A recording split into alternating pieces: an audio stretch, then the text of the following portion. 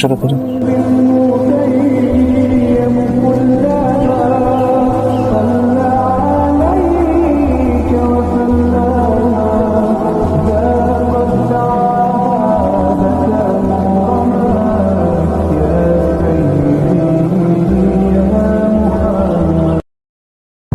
ভাই হ্যাঁ? সাবধানে, স্যার কিন্তু খুব রাগী। ওকে, ঠিক আছে। আসসালামু আলাইকুম স্যার। ওয়ালাইকুম আসসালাম। আসবো? Please have a seat. Thank you sir, please.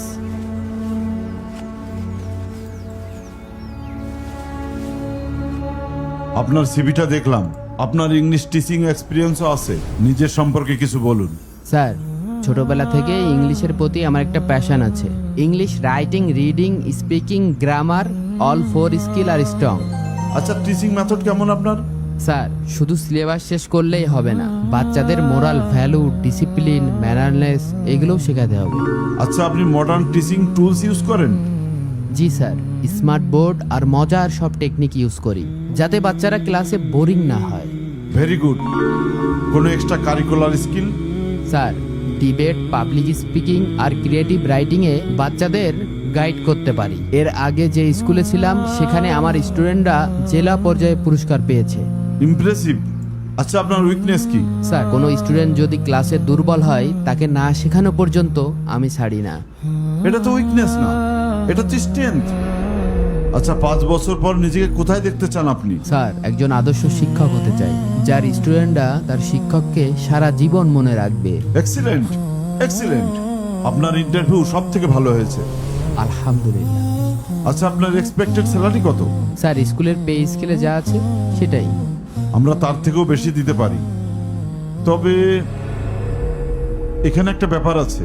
G sir, বলুন। দেখুন, এটা আমাদের একটা ইংলিশ মিডিয়াম স্কুল। এই শহরের এলিট শ্রেণীর ছেলেমেয়েরা এখানে লেখাপড়া করে। দ্যাট মিনস হাই সোসাইটির ছেলেমেয়েরা এখানে পড়াশোনা করে। সুতরাং এইখানে আমাদের একটা স্ট্যান্ডার্ড মেনটেন করতে হয়। কি স্ট্যান্ডার্ড স্যার? আপনাকে দাড়িটা ক্লিন শেপ করতে হবে। মানে স্যার?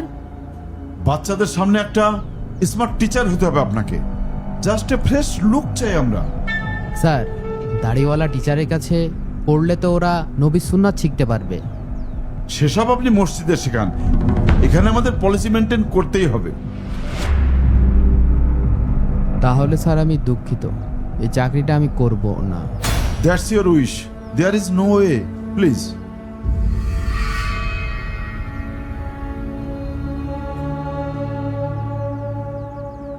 স্যার, চাকরিটা আমার খুব দরকার ছিল, অন্য কোনো ওয়ে আছে? There is no way. Please get lost. আসসালামু আলাইকুম। ওয়ালাইকুম। বাংলাদেশে বহু কোম্পানি আছে যেখানে দাড়ি রাখার কারণে চাকরি হয় না। ভাইরা আমার, রাসূলের সুন্নাত আগে, ভিডিওটি শেয়ার করে দিন।